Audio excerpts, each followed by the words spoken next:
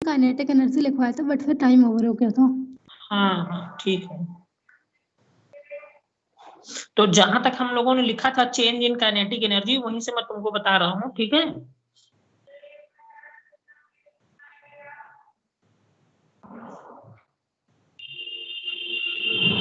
देखो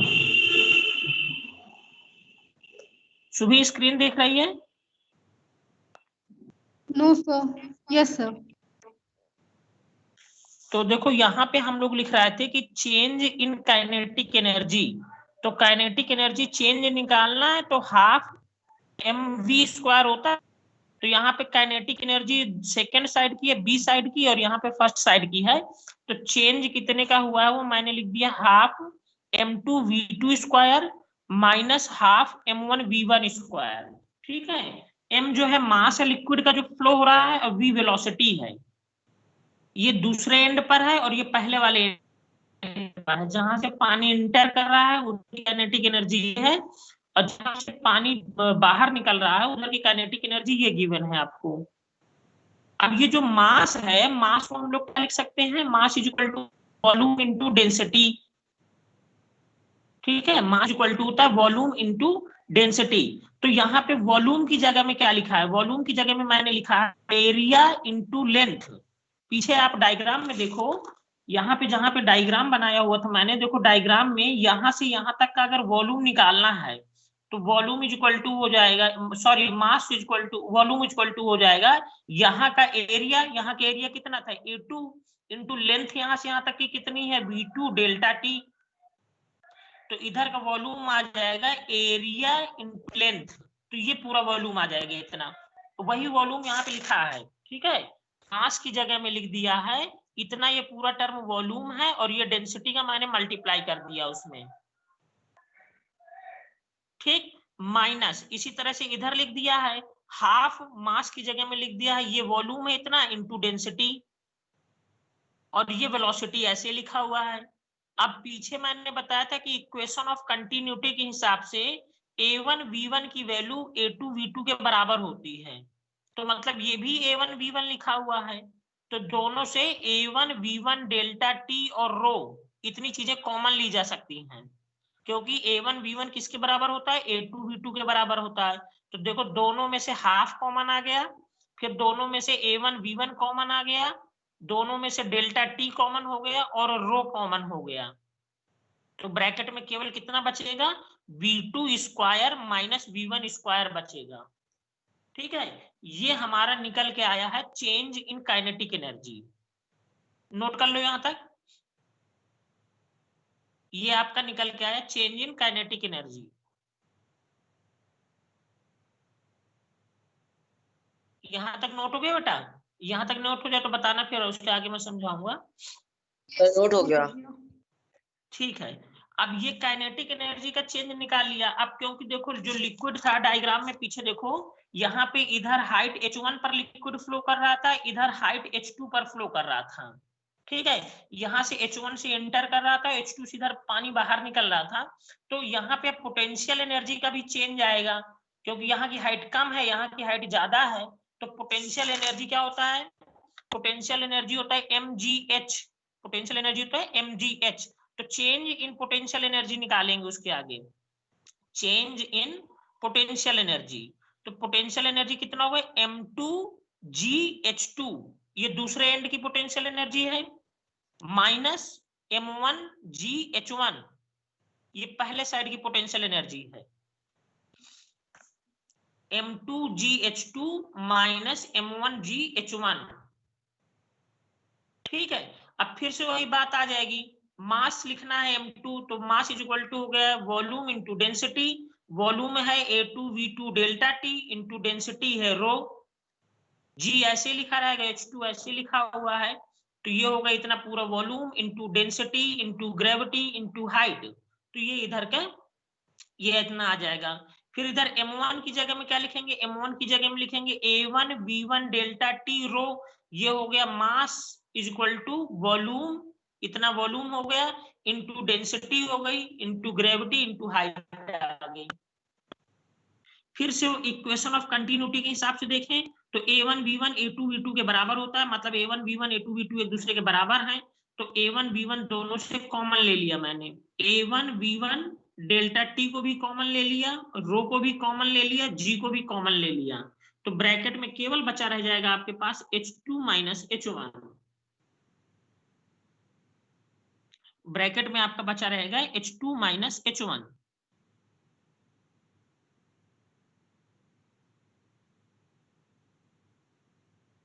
सर जैसे आप यहाँ पे हर जगह सर A1 B1 ले रहे हैं, अगर सर हम A2 B2 ले लें तो क्या तो सर कोई आगे दिक्कत नहीं, डेरिवेशन कोई दिक्कत नहीं, आप A2 B2 डेल्टा T रो कॉमन ले सकते हो, वो कैंसिल हो जाएगा। ठीक है,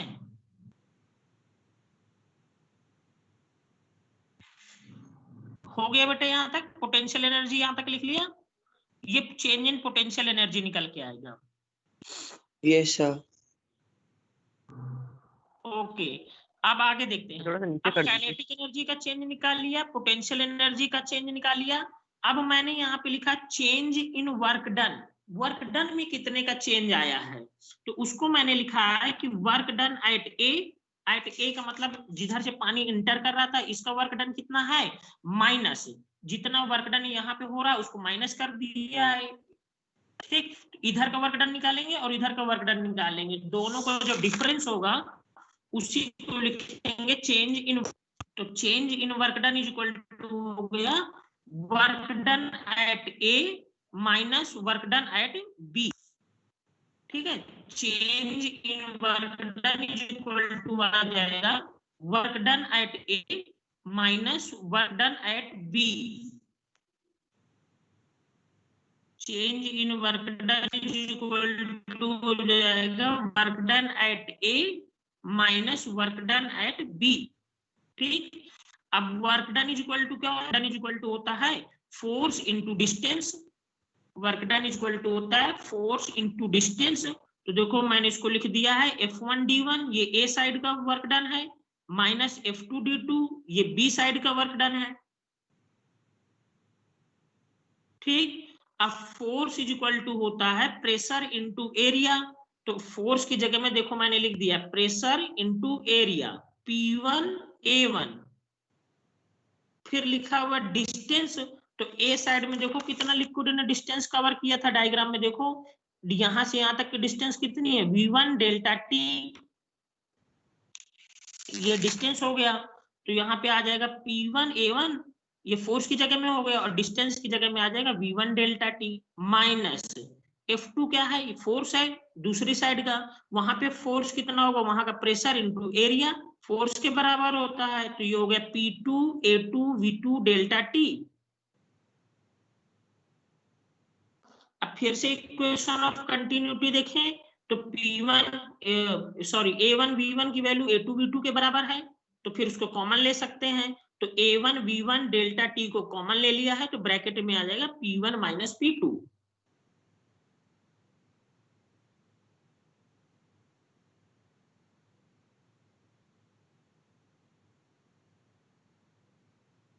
ठीक है बेटे, ये वर्क डन आ जाएगा यहां तक।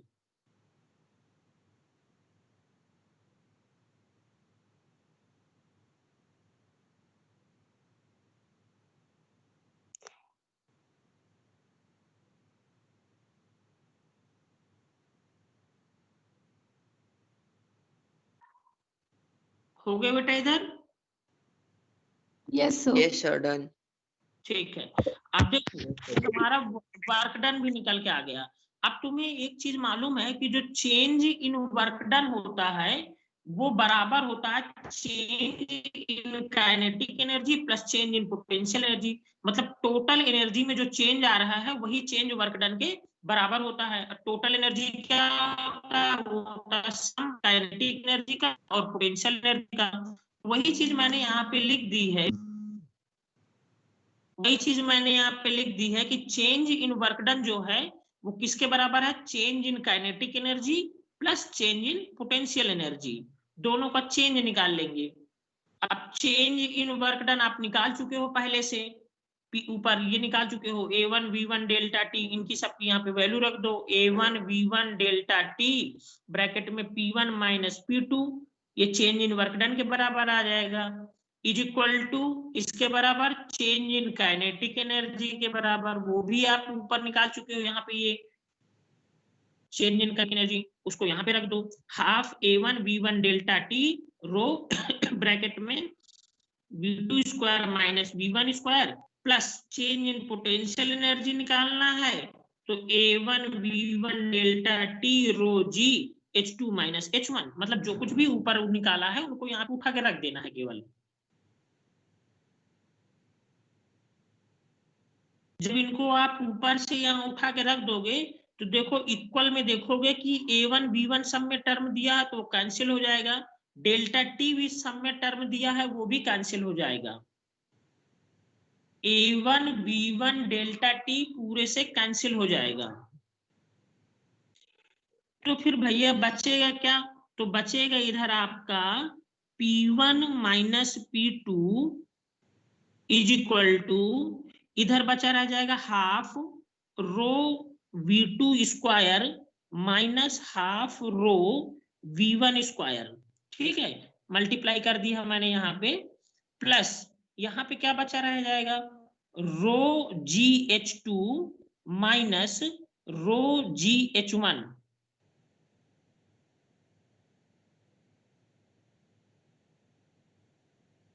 ठीक है, बचेगा आपका P1 minus P2 is equal to half rho V2 square is minus half rho V1 square plus rho GH2 minus rho GH1, ठीक है।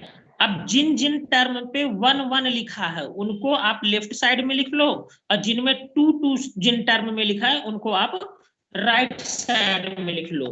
तो जब लेफ्ट साइड में आप लिखोगे तो क्या आएगा, वो आएगा P1 plus half rho V1 square plus rho GH1, ये आपका लेफ्ट साइड में आएगा, 1 1 वाले टर्म सब प्लस के बन जाएंगे इधर आके, is equal to right side में क्या आएगा P2 प्लस का आ जाएगा क्योंकि लेफ्ट साइड में माइनस में लिखा था, तो P2 plus half rho V2 square plus rho GH2, ठीक है, इतनी चीज आ जाएगी, P1 plus half rho V1 square plus rho GH1 is equal to P2 plus half rho V2 square plus rho GH2।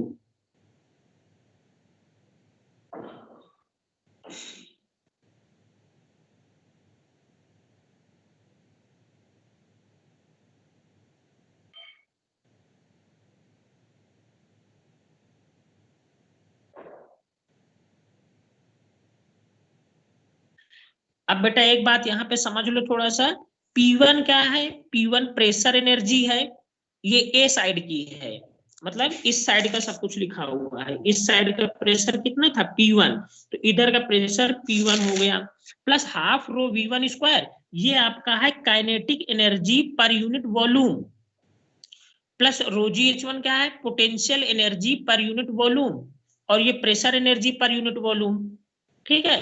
तो यही इनका सम, ये सब किधर का है, ये ए साइड का है, मतलब जिधर से पानी इंटर कर रहा था उधर की total pressure energy, kinetic energy और पोटेंशियल एनर्जी, और इस साइड जो कुछ भी लिखा हुआ है ये आपका बी साइड की प्रेशर एनर्जी है, ये बी साइड की काइनेटिक एनर्जी है, और ये बी साइड का आपका पोटेंशियल एनर्जी है।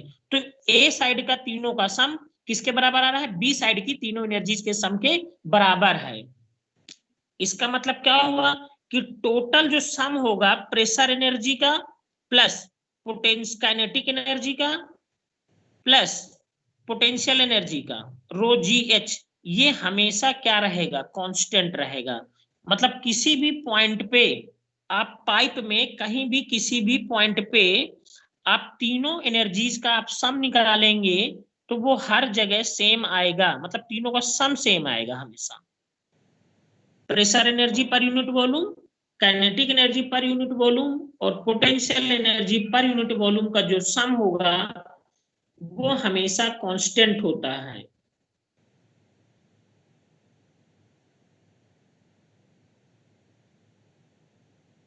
सर ऐसा क्यों होगा, ये एक बार फिर से एक्सप्लेन कर दीजिए।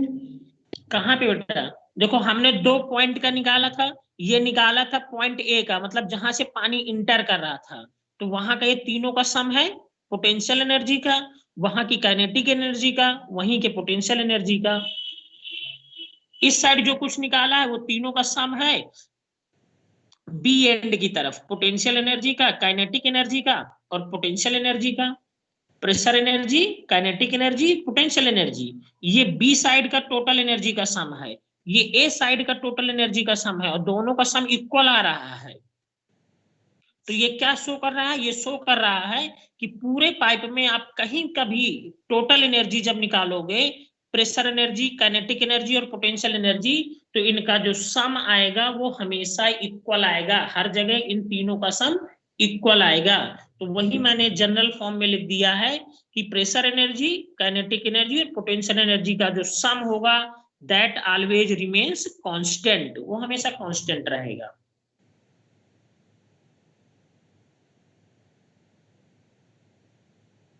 Okay sir.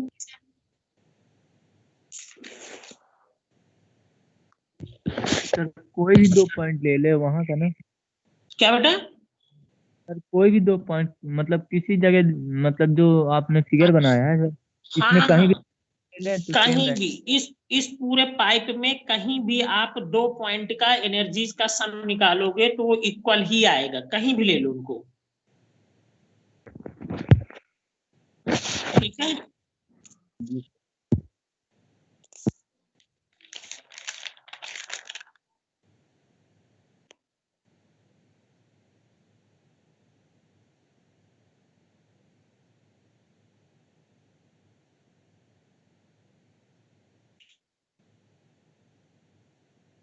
नोट हो गया बेटा?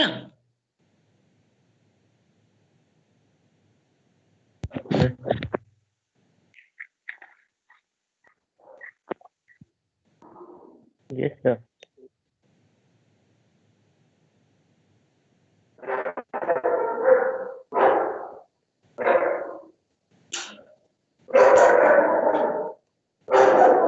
तो ये आपकी हो गई बर्नौलीज थ्योरम, बर्नौलीज प्रिंसिपल, ठीक है। अब इसके हम लोग नेक्स्ट एप्लीकेशंस करते हैं। तो नेक्स्ट हेडिंग आप लोग डालेंगे applications of Bernoulli's principle, Bernoulli's theorem, applications of Bernoulli's theorem।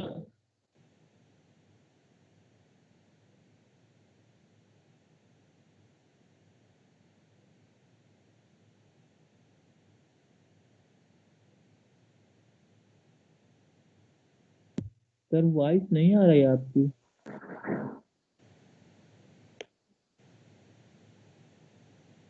Next heading बेटा डालेंगे applications of Bernoulli's theorem.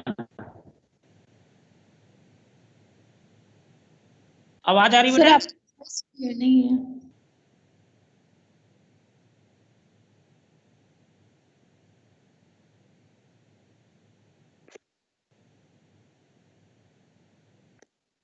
Hello Subhi? Yes sir.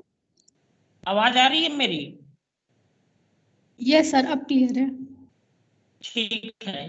तो अब नेक्स्ट जो हेडिंग है वो है एप्लीकेशंस ऑफ बर्नौलीज थ्योरम, ठीक है।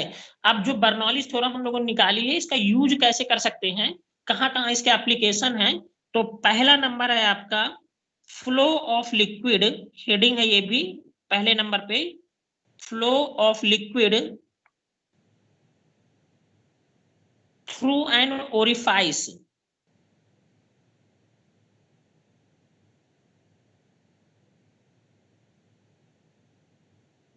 Flow of liquid through an orifice.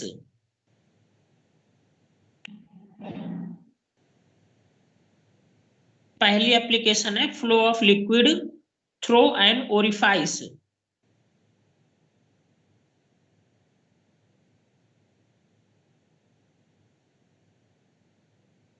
Sir orifice क्या होता है सर?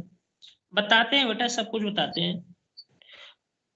अब हमें एक ओरिफाइस से फ्लो ऑफ लिक्विड निकालना है। अब ओरिफाइस क्या होता है ये तुमको बताता हूं। देखो, एक मान लो हमारे पास ये क्लोज्ड कंटेनर है, क्लोज्ड कंटेनर जिसपे लिक्विड भरना है हमको। यहाँ पे कंटेनर के बॉटम के पास एक पतला सा, बहुत पतला सा छेद कर देते हैं जहां से पानी बाहर निकलेगा। ठीक है, इस जगह पे बहुत पतला सा एक छेद कर देते हैं जहां से पानी बाहर निकलेगा। तो ये जो पतला सा छेद बनाया गया ना इस कंटेनर में बाहर पानी निकलने के लिए, इसको कहा जाता है ओरिफाइस। ये पतला सा जो छेद बना देते हैं इसको कहा जाता है ओरिफाइस। अब यहां से कितनी वेलोसिटी से पानी निकलेगा ये हमको फाइंड करना है। तो मान लो सपोज दैट आपका जो वाटर का लिक्विड का लेवल है वो मान लो सपोज दैट यहां तक भरा हुआ है।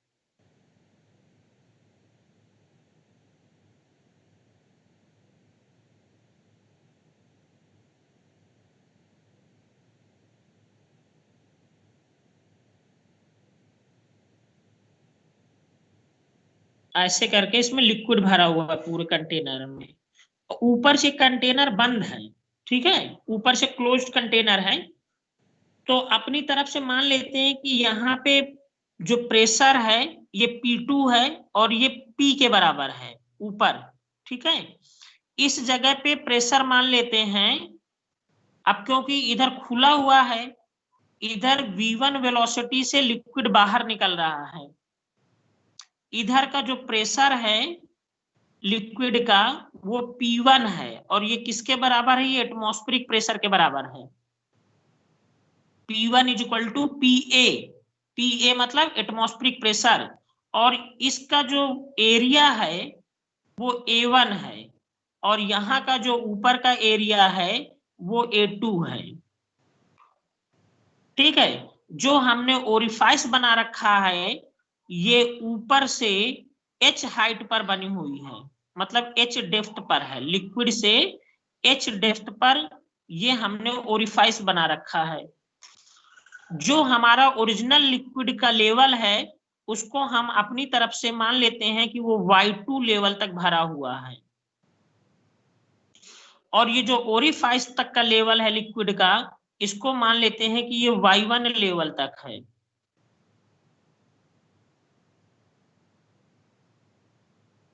ठीक है, डायग्राम बना लो सब लोग।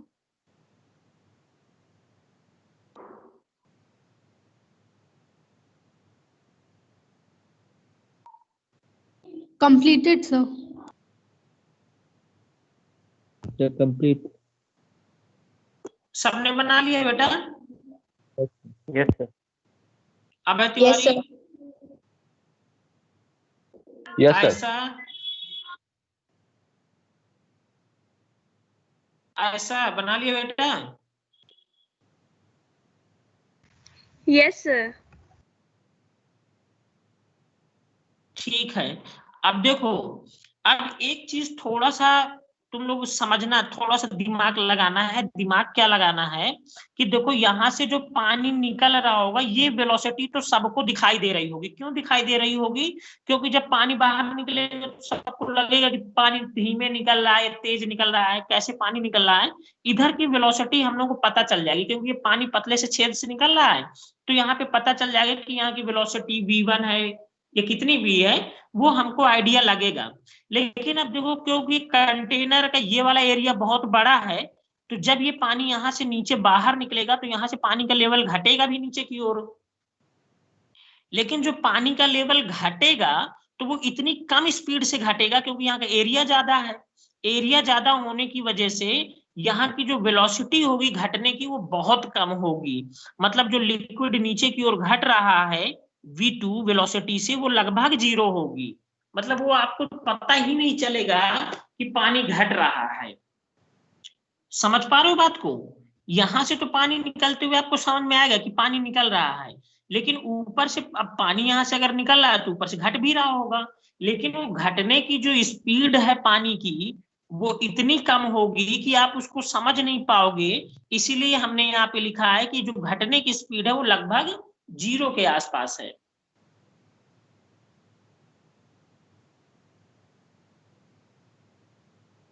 समझ पाया बेटा? इसमें डाउट है Subhi? No sir, no problem. Okay, तो अब हम लोग क्या करते हैं, अब बर्नौलीज थ्योरम लगा देते हैं। तो बर्नौलीज थ्योरम के हिसाब से यहाँ की टोटल एनर्जी, क्योंकि यहाँ से पानी निकल रहा है और ऊपर से पानी नीचे की ओर आ रहा है, मतलब घट रहा है, तो यहाँ की टोटल एनर्जी यहाँ की टोटल एनर्जी के बराबर होना चाहिए। ठीक है, तो बर्नौलीज थ्योरम का यूज कर देते हैं। तो बर्नौलीज थ्योरम के हिसाब से यहाँ का प्रेशर P1 हो गया, प्लस यहाँ की kinetic energy half rho V1 square हो गया, प्लस यहाँ की पोटेंशियल एनर्जी लिखेंगे तो कितना आ जाएगा, वो होता है रो GH1। तो यहाँ पे H1 मतलब कितनी हाइट पे है, Y1 हाइट पे है, तो रो G Y1 आ गया। या अभी इसको H1 ही लिखा रहने दो, मैं इसको Y1 बाद में कर दूंगा क्योंकि यहाँ नहीं चेंज किया। इज इक्वल टू, इसी तरह से यहाँ की एनर्जी लिखो P2 plus half rho V2 square. अभी सीधा सीधा मैं काइनेटिक एनर्जी लिख रहा हूँ, बर्नौलीज प्रिंसिपल लिख रहा हूँ, प्लस रो GH2। इनकी सब की वैल्यू रख दो। P1 किसके बराबर है, देखो P1 PA के बराबर है, एटमॉस्फेरिक प्रेशर के बराबर, तो PA आ गया, प्लस यहाँ की वेलोसिटी तो हाफ रो V1 स्क्वायर है, प्लस रो GH1। H1 किसके बराबर है, Y1 के बराबर है, तो ये आ जाएगा रो GY1 is equal to P2 किसके बराबर है, देखो P2 P के बराबर है, तो P2 P के बराबर है, प्लस यहाँ की वेलोसिटी बराबर है 0 के बराबर, तो ये पूरा टर्म 0 हो जाएगा, प्लस बचेगा रो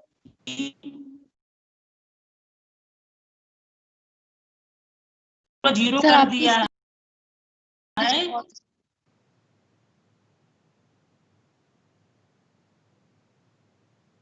स्क्रीन पॉज है?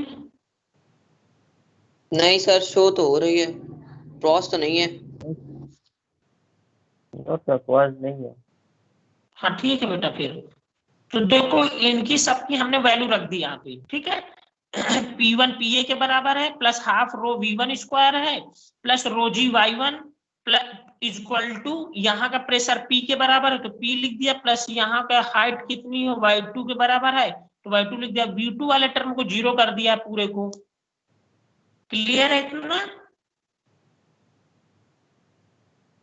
अब बेटा हमें ये वाली वेलोसिटी निकालना है, V1 निकालना है, तो इन भाई साहब को इधर ही लिखा रहने दो, बाकी इन दोनों भाई साहब को उठा के इधर ले आओ।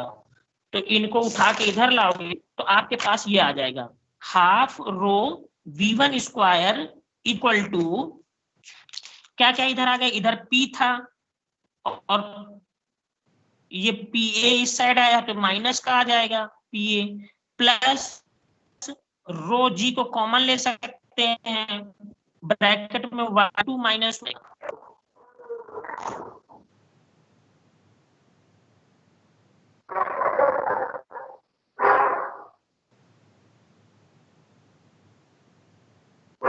ठीक है बेटे। और ये Y2 माइनस Y1 डायग्राम में देख लो, Y2 में से Y1 को माइनस कर देंगे तो क्या वो H के बराबर आ रहा है, देखो। Yes sir, yes sir, yes sir. Y2 में से Y1 को माइनस कर देंगे तो वो H के बराबर आ रहा है, तो ये आपका बन जाएगा, यहाँ पे ये बन जाएगा आपका half rho V1 square is equal to P minus P plus rho GH, इतना बन जाएगा ये।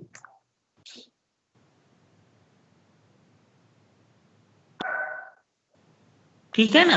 अब देखो 2 का इधर पूरे में मल्टीप्लाई कर दो, तो जब 2 का मल्टीप्लाई करोगे तो आ जाएगा rho V1 square is equal to 2 times of pressure को ऐसे लिखा है, P माइनस PA मल्टीप्लाई कर दिया, प्लस 2 रो GH, 2 का मल्टीप्लाई कर दिया है। अब इस रो से पूरे को इधर डिवाइड कर दो, तो V1 square is equal to 2P minus PA upon rho plus, अब इस रो से जब डिवाइड करेंगे तो ये रो कैंसिल हो जाएगा, तो ये केवल बचेगा 2gh। ठीक है, तो वेलोसिटी v1 की वैल्यू आ जाएगी under root of 2p minus pa upon rho plus 2gh। ठीक है, ये आ जाएगी इतना।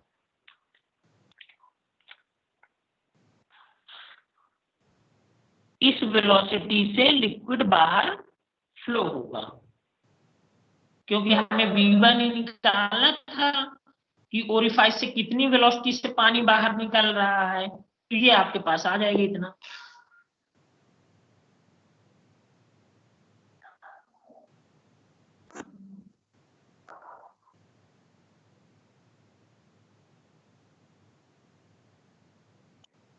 कोई सर यहाँ पे किसी को सर डाउट बेटे आता है? सर हाँ सर ये लास्ट थर्ड लाइन में सर यहाँ पे भी तो था ना 2ρgs, तो सर ये जो v1 के साथ रो था सर, ये तो अपॉन में आ गया, तो सर यहाँ वाला रो कहाँ चला गया? तो अपॉन में आएगा तो कैंसिल नहीं हो जाएगा इस रो से ये रो? अच्छा yes sir, yes sir.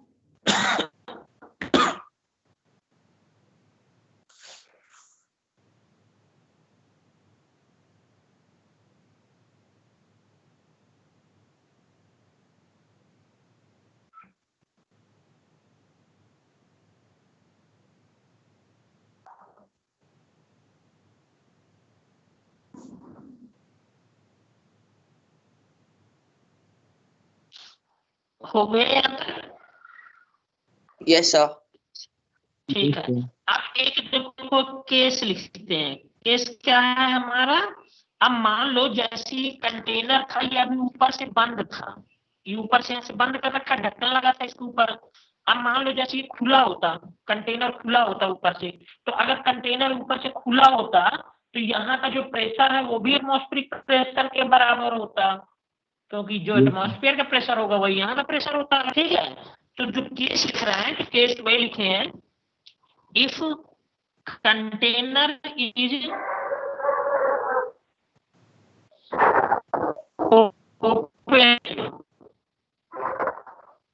Container खुला हो तो पी, जो पी मानी है वो एटमॉस्फेरिक प्रेशर के बराबर हो जाती है।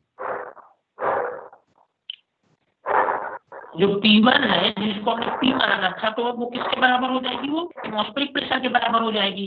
और जब ये एटमॉस्फेरिक प्रेशर के बराबर हो जाएगी तो यहाँ पे P की जगह में PA लिख सकते हैं। हेंस सर आपकी स्क्रीन पॉज है। अंडर रूट ऑफ, सर आपकी स्क्रीन पॉज है।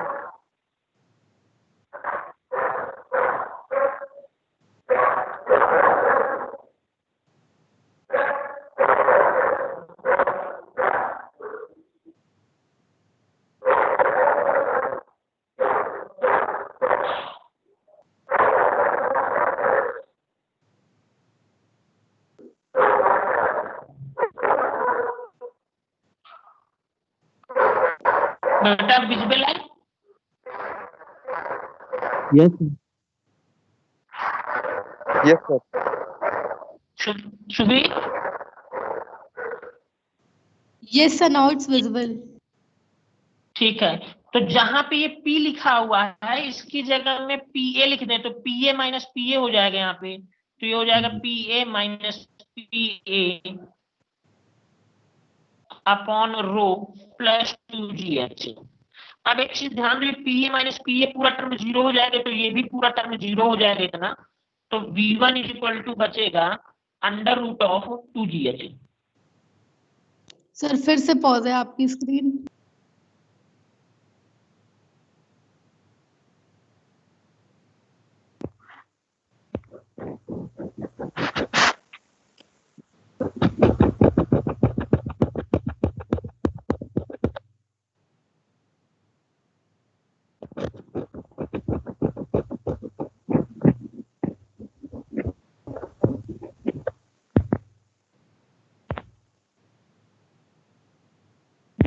हाँ ऐसा बताओ बेटा।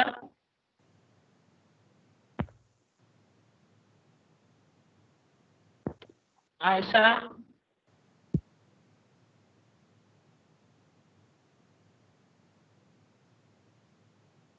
बेटा दिख रहा है ना? सर गलती से हो गया था।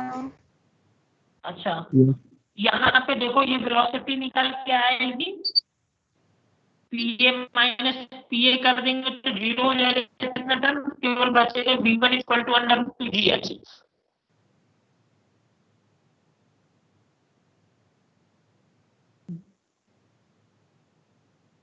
ठीक है, और इस वेलोसिटी का नाम होता है वेलोसिटी ऑफ ए फ्लक्स। तो यहाँ पे लिख लेंगे this velocity is known as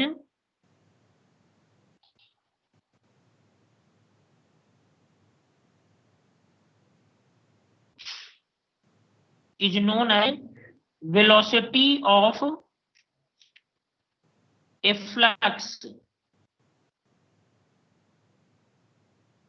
This velocity is known as velocity of a flux, E-double-F-L-U-X.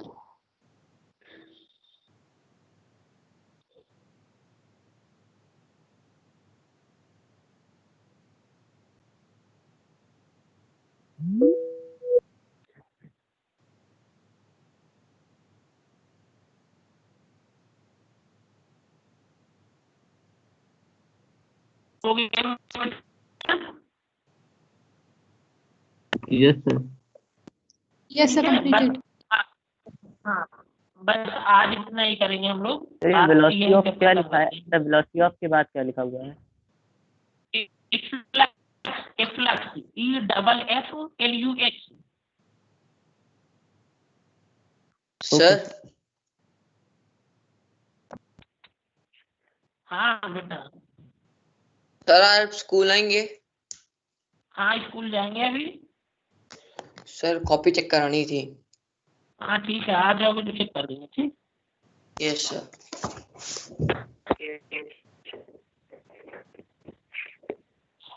चलो गुड बाय बेटा।